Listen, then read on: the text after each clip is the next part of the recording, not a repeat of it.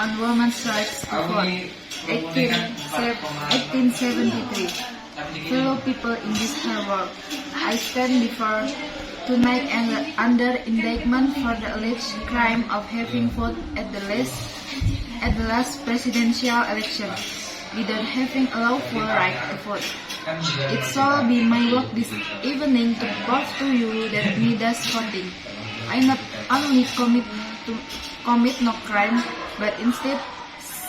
simply exercise my citizens' rights, guaranteed to me and all United States citizens by the national constitution,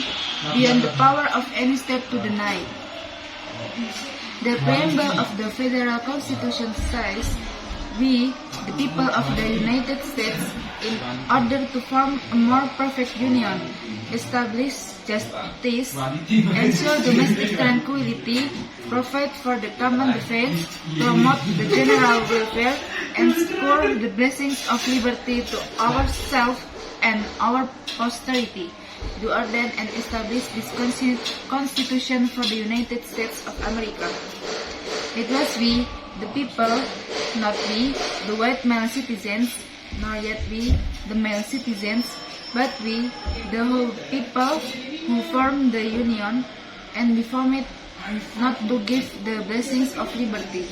but to secure them, not to the half of ourselves and the half of our posterity,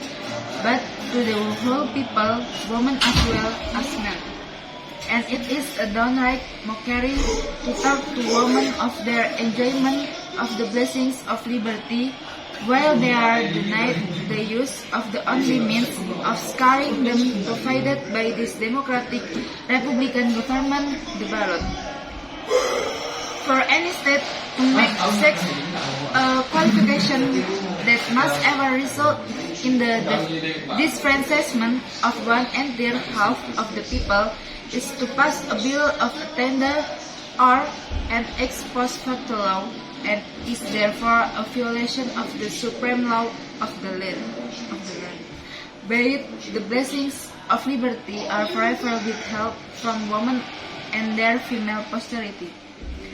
To them, this government has no just powers derived from the consent of the governed. To them, this government is not a democracy. It is not a republic. It is an odious aristocracy, a hateful oligarchy of sex, the most hateful aristocracy ever established on the face of the globe, an oligarchy of wealth, where the rich govern the poor, an oligarchy of learning, where the educated govern the ignorant, or even an oligarchy of race, where the Saxon rules the African, make be endured, but this oligarchy of sex, which makes father, brothers, husbands, sons, the oligarchs over the mother and sisters, the wife and daughters of every household, which ordains all men sovereigns,